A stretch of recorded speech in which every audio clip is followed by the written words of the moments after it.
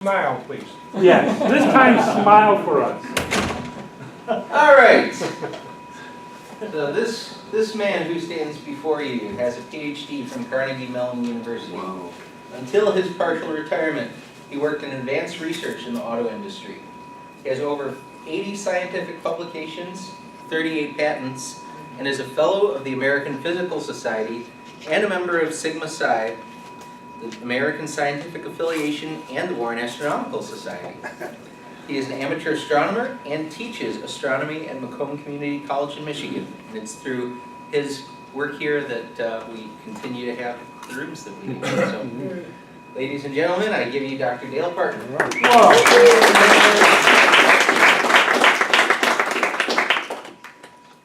Well, I last gave a presentation on the formation of the moon something like a half year ago, and immediately afterwards learned that my presentation was somewhat out of date. Oh, come on. There's some new developments that have come along, and so I thought it was worth giving a presentation on them. I'm going to begin by giving you just a real quick briefing on the theory that has been the consensus theory in the scientific community since sometime in the 1970s, I would say. First proposed in the 1960s. And then show you a modification of that theory called the Synestia theory that is very possibly going to be the winning theory going forward. So, I'm going to start by showing you a couple of short pieces of this video. I showed the whole 9.5 minutes of it back in my previous presentation. I'm just going to show you the critical pieces now.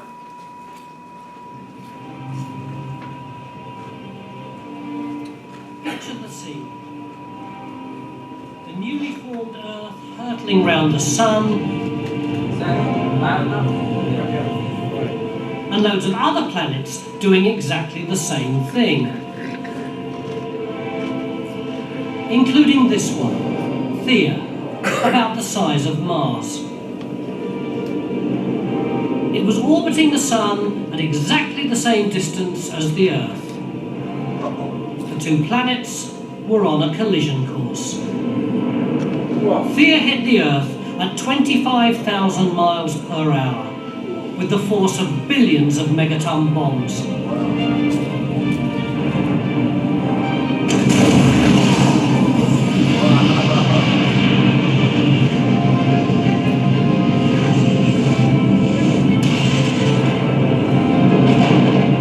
The impact ripped off huge sections of the Earth's crust. Billions of tons of debris blasted into space.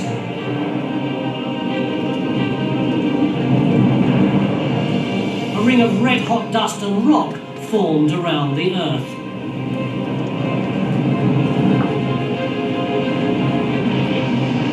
Over the next 100 years, the rocks and dust slowly clumped together into a ball 1/50th the size of Earth. We call it the moon. Whoa, Okay? I knew it. That has been the consensus theory for some decades now on the origin of the moon. You had this collision of a Mars-sized object at a rather well-defined speed, 25,000 miles per hour approximately, hitting the Earth at about a 45-degree angle. They didn't say all of this here. Rather highly constrained to get the right net effect. Okay? And stuff shears off and forms a ring around the Earth, distinct from the Earth. Right? A ring that coalesces into the moon. That's the idea.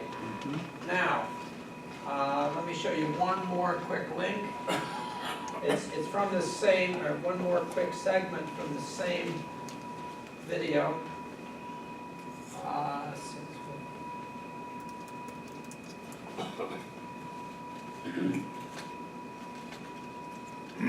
astrophysicist Robin Canup that gave Hartmann the breakthrough he was looking for. She was using computer models to study Saturn's moons.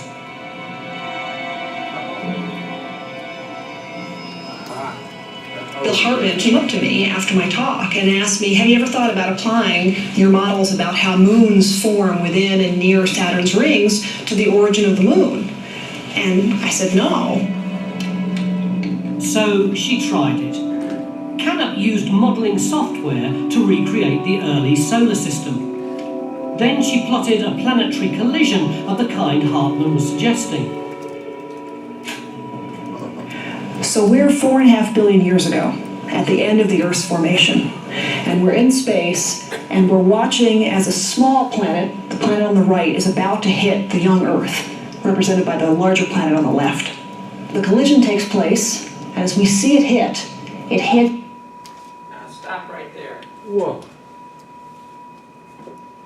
What you see is this Mars-sized object, Theia it's called, hitting the Earth, the proto-Earth, and most of the red material represents iron core.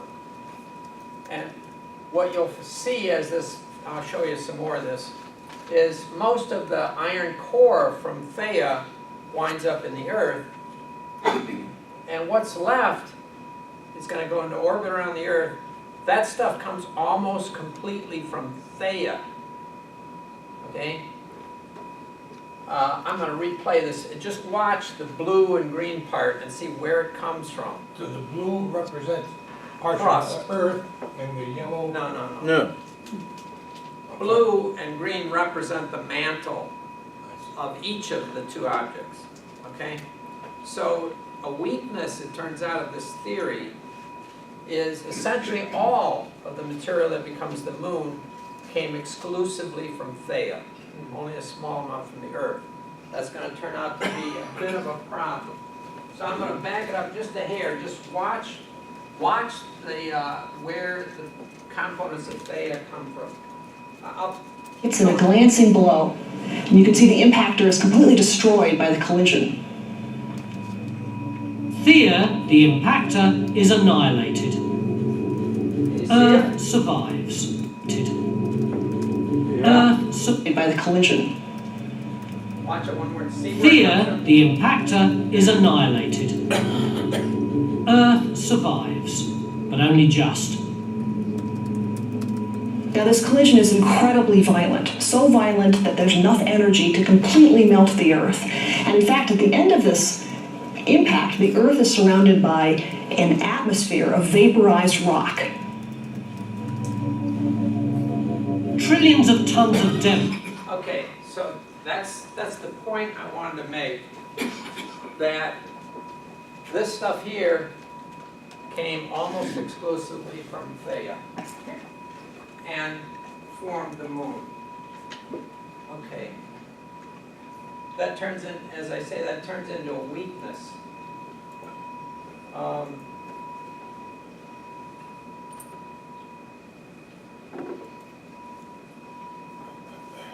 Don't go away on me, come back. Come on. Ah. Good. Thought we lost it. So, again, Mars-sized object, impact was glancing, has to be, it turns out, about a 45-degree angle. This is wrong. This is what the theory used to say, showing off some of the Earth's mantle into space. But more and more refined calculations show that what went in the moon was mostly just from Theia. Formed a ring, coalesced into the moon. The iron core of Theia wound up in the Earth, explaining, this is a strong point of theory, explaining that the density of the moon is smaller than the density of the Earth, because almost all the iron core from both objects wound up in the Earth. The early moon was much closer to the Earth, by some estimates only this far away, compared with where it's at now, nearly 20 times farther away. And the Earth was left rapidly spinning with a day lasting a few hours. Whoa. This has been the consensus view until recently. There's a process, the tidal effects between the early moon and the Earth would have been gigantic. Think if the moon was about 20 times closer, it would look 20 times bigger in diameter in the sky. You would see a moon that 20 times 20, 400 times brighter. Right? Ruin our Like a full moon. eclipses.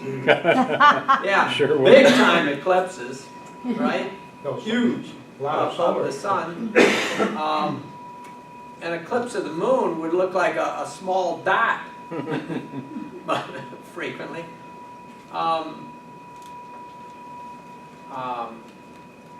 So this has been the consensus view until recently.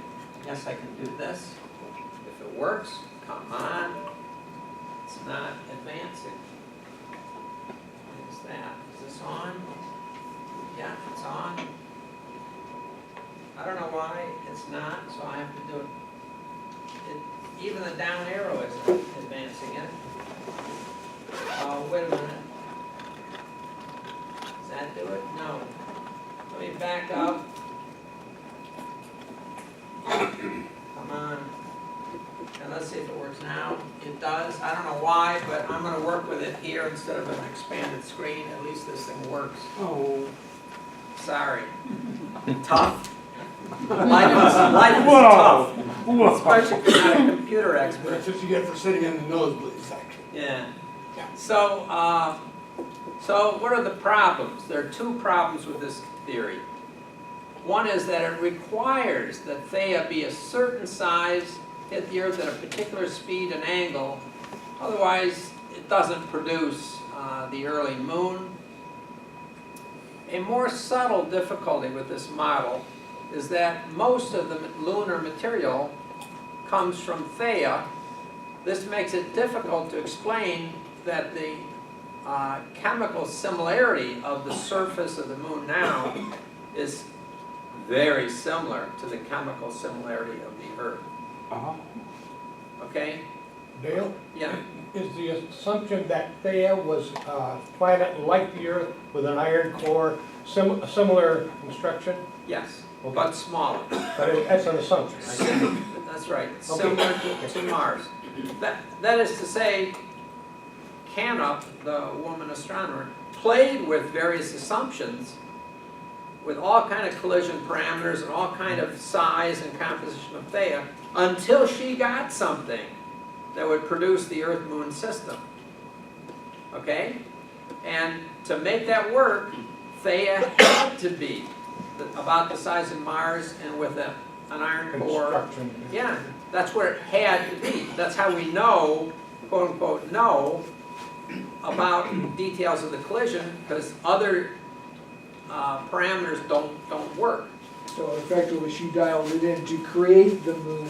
Yes, yes. So here are all the parameters I tuned in. Now I got something exactly Right. And if she tried different parameters, she didn't get the right result. Okay? So, you know, up to a point, okay, that works.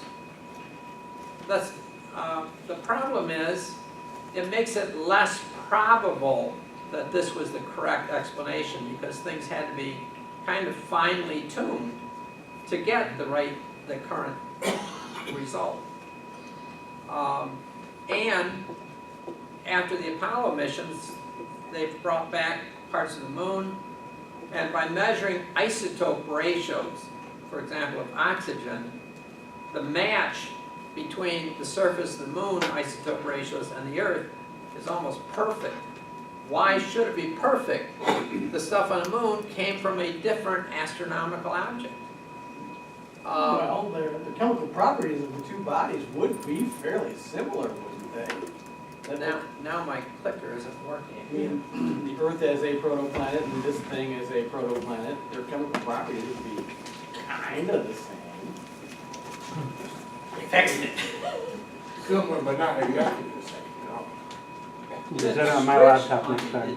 No, but I happen to have another one here, so.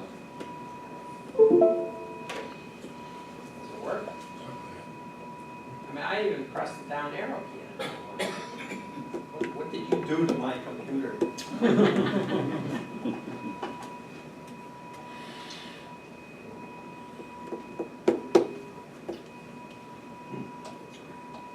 We got the wrong screen on there. Nice screensaver. There. No, I think your computer is going super slow. Okay, that's where you're trying to. All right. Okay, so did we cover all this? Yeah. So these issues have led to a new model for the giant impact theory. It's still a giant impact theory. Theia still hits the Earth, but the constraints are looser on what angle it hits and how big Theia was and that kind of stuff. A lot looser. This shows the ratio of two isotopes of oxygen. Here's the value for the Earth, and here it is for Mars, distinctly different from that of the Earth. Here's Vesta and another asteroid, and here's the Moon.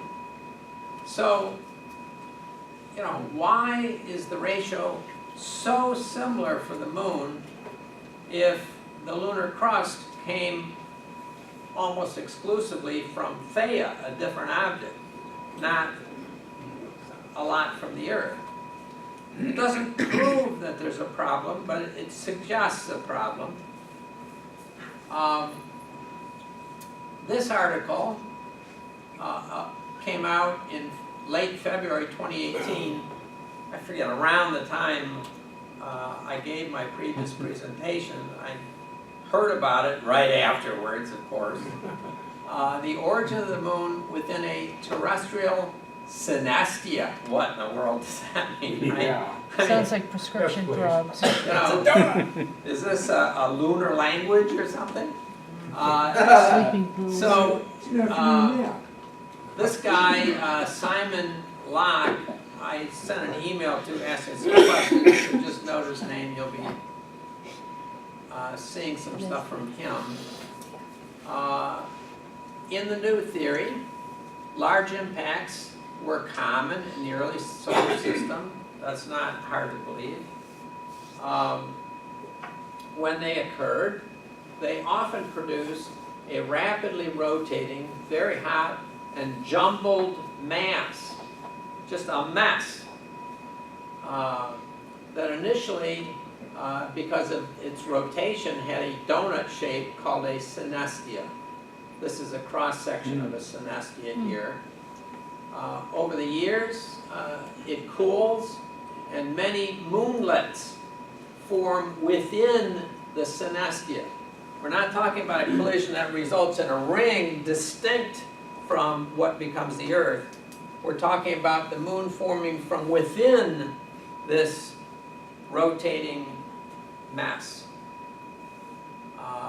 And this whole thing is the synestia. So these little moonlets coalesce in here and gradually come together to form the Moon. Still inside the synestia.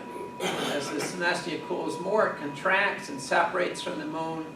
So it's a slow process, and there's very complete mixing of the stuff, much of which becomes the Earth, and the stuff that becomes the Moon, thus explaining why the isotope ratios would be so similar between today's Moon and the surface of the Earth. I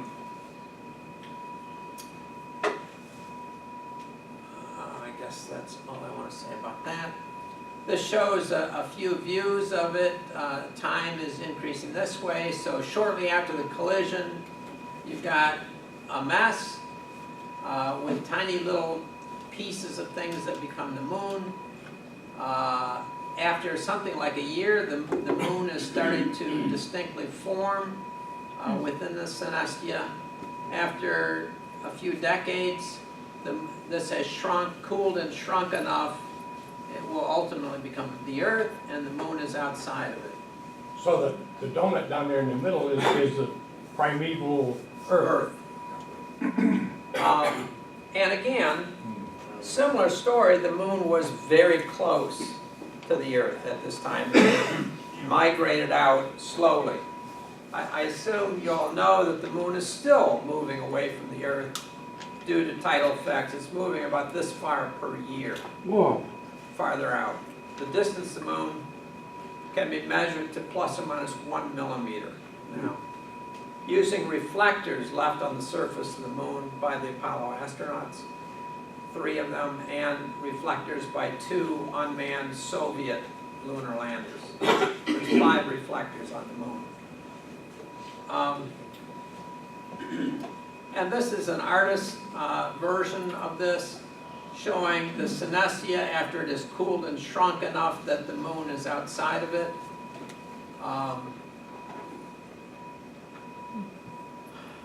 So again, this model means the Earth and moon condense from the same soup of dust and gas, explaining the chemical similarity of the Earth and the moon. How big would that thing be, the synestia? Well, if this distance was something like on the order of 20,000 kilometers, you know, radius of maybe 40,000 roughly. Your last chart there, Dale, talked about 1 year, 10 years, and so on. That's short of a period we're talking. Yeah. For the Yeah. condensation. Yeah. Okay. Yes. Okay, so when I first got into astronomy in the 80s and before the Theia hypothesis really gained traction, at least in what I was reading, the idea that the Earth and the moon condensed from the same soup was one of the things that was thought about and then discarded. Other than the mechanics of this being the donut as opposed to being a pancake or a sphere or something else. What's How the big does this? difference? Yeah, it's like how is oh, they came out of the same soup now preferable to what was rejected 35 years ago. I think that as the computer modeling has gotten more and more detailed of the collision, it has become increasingly clear that it's hard to explain the isotopic similarity of the Earth and the moon. And by the way, the studies of those similarities have continued. Lunar studies are still ongoing. It's not just isotopes of oxygen that are, the ratios are very similar. Some of the metals have very similar isotope ratios. So the evidence has grown with time that these things are, the chemical similarities are so similar that it makes it kind of, it raises a question, how could they be so similar if most of what's in the moon came almost, what happened? Oh my gosh. Came almost exclusively from Theia. Now, there is an argument against that, because if Theia was in an orbit around the sun similar to the Earth, then if it formed at about the same distance from the Earth, from the sun that the Earth did, maybe that would explain their chemical similarity. On the other hand, they cannot have been in identically the same distance, or they would have collided in no time. There's a theory explaining the difference in the density stuff you just mentioned. Yes. Because the heavy stuff would tend to sink to the bottom or have stayed in the Earth, its own core. So what's out here in this region becomes the moon and becomes the outer mantle and crust of the Earth. Okay? So, Bill, if I may say, the difference between what we were taught as children and this model is that what we were taught as children was the whole solar system just condensed out of one cloud, and the moon and Earth system condensed out of a cloud. There was no impact involved. The impact is the difference. Yes. There were variants. The argument that I remember at the time was the isotopes were too different for us to have come out of the same blob of stuff. And now we're back to, well, now with many years of refinements, it's still similar enough that it's more likely that it was the same blob of stuff. And again, the more the computer models of the impact have been studied and refined, the more precisely constrained the collision is to form the moon by, scattering out a ring of material. And it doesn't say it didn't happen that way, it just makes it less likely. Right. So I emailed Simon Locke, asked 2 questions. First I asked where this word came from, Synestia. This is literally from his email. It's a word that we coined from the Greek syn, meaning together, and Hestia, Greek goddess of the home, the hearth, and the architecture. We liberally interpreted Hestia as meaning structure. So Synestia means together structure. I mean, you can make out any word you want, right? This is meant to indicate that the disc-like and co-rotating portions of the body are one continuous body, not separable into distinct objects as traditionally done. That was his answer. He was in on generating the name, so he can say whatever he wants. So there's another question, a second question I asked him, but let me set you up for it a little bit. These are pictures of the side of the moon we see from the Earth and the other side. I talked about this in my last presentation on the moon. There are all these dark craters, Maria, and on the far side, very few. And why is that? Is a question. How do these things form? You get something, it has to be pretty big, hitting the early moon when the mantle was still liquid. So the lighter stuff floated to the top, that forms the lunar highlands. Underneath it is this darker, more iron-rich, denser stuff that's still liquid. So if something big enough hits to punch through the crust, then this dark, iron-rich stuff comes up and fills in the crater, and you get one of these things, okay? So then the question is, why do you get more of these on the side facing us than the side facing away? Answer, I'm rapidly reviewing what I presented before. The answer is the side of the moon facing us, the crust is thinner than on the side facing away from us, so most of the stuff hitting the other side doesn't penetrate all the way down. And I would say the strongest theory to explain that, not the only theory, is that... Is this an observed fact, by the way? Yes. Or just a... Yes. Okay. Although the thickness of the crust hasn't been measured super accurately, it appears to be thicker on the far side of the moon. That's based on the Apollo stuff where we put seismometers on the moon and then slam the spacecraft in and observe seismic waves. So the early moon then was close to the Earth. Both were very hot after the collision. The Earth was completely liquid, and being bigger, it cooled off slower, so it stayed hotter. And the moon was real hot. And the moon was close enough that this side of the moon was a lot hotter than that side of the moon. Okay, being this close, the tidal effects were huge. So very quickly the moon formed a synchronous orbit with the same side facing the Earth. And so that side was much hotter from radiation. So all kind of vapor, rock vapor and stuff coming off from the Earth tended to condense on the cooler far side of the moon. Okay, that's one theory, and it seems to be the most popular theory at the moment. So, secondly, I asked Simon Locke whether his model calculations produced a moon with a thicker crust on one side than the other. Okay? Answer. The question of the lunar crustal dichotomy is an interesting one and a big open question in our field. Sadly, our model does not provide an explanation for the dichotomy. My favorite explanation is that the side of the moon facing Earth during its initial evolution is being roasted, and so would have a different thermal evolution than the far side. This would be the case in both our model and the more established giant impact models. So he's basically saying he thinks this is the most likely explanation.